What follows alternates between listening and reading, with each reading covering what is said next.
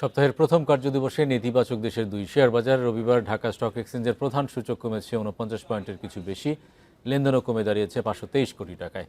ডিএসইতে দর কমেছে ৬৩ কোম্পানির শেয়ারের। অন্যদিকে চট্টগ্রাম স্টক এক্সচেঞ্জের সার্বিক সূচক কমেছে ০.৪৭ পয়েন্ট। রোববার লেনদেন শুরুর ৫ মিনিটে প্রধান সূচক বাড়ে ২৪ পয়েন্ট, তবে বেলা বাড়ার সাথে সাথে বাড়তে থাকে সূচকের উত্থান পতন। বিকাশ পেমেন্টে ১০,০০০ টাকার বেশি অফার, শপিং চলছে তো। দিন শেষে ডিএসইএক্স সূচক ৪৯.২৬ পয়েন্ট কমে অবস্থান করছে ৫,৩১৯ পয়েন্টে।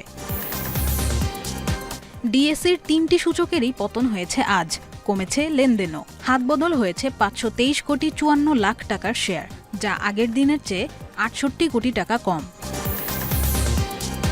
হাতবদলে অংশ নেয়া ৩৯০টি কোম্পানি ও মিউচুয়াল ফান্ডের মধ্যে দর বেড়েছে ৯৯টির, কমেছে ২৪৬টির এবং অপরিবর্তিত রয়েছে ৪৫টি প্রতিষ্ঠানের শেয়ার দর। সবচেয়ে বেশি লেনদেন হওয়া প্রতিষ্ঠানের তালিকায় শীর্ষে আছে ওরিয়ন ইনফিউশন, দ্বিতীয় অবস্থানে সিটি ব্যাংক, তৃতীয় রবি।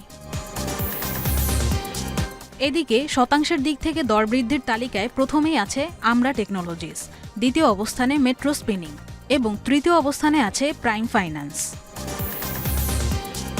অন্যদিকে চট্টগ্রাম স্টক এক্সচেঞ্জের সার্বিক সূচক ০.৪৭ পয়েন্ট কমেছে। লেনদেন হয়েছে মোট ৩৫ কোটি ১৩ লাখ টাকার শেয়ার। আদ্রিতা রাইন, ইন্ডিপেন্ডেন্ট নিউজ।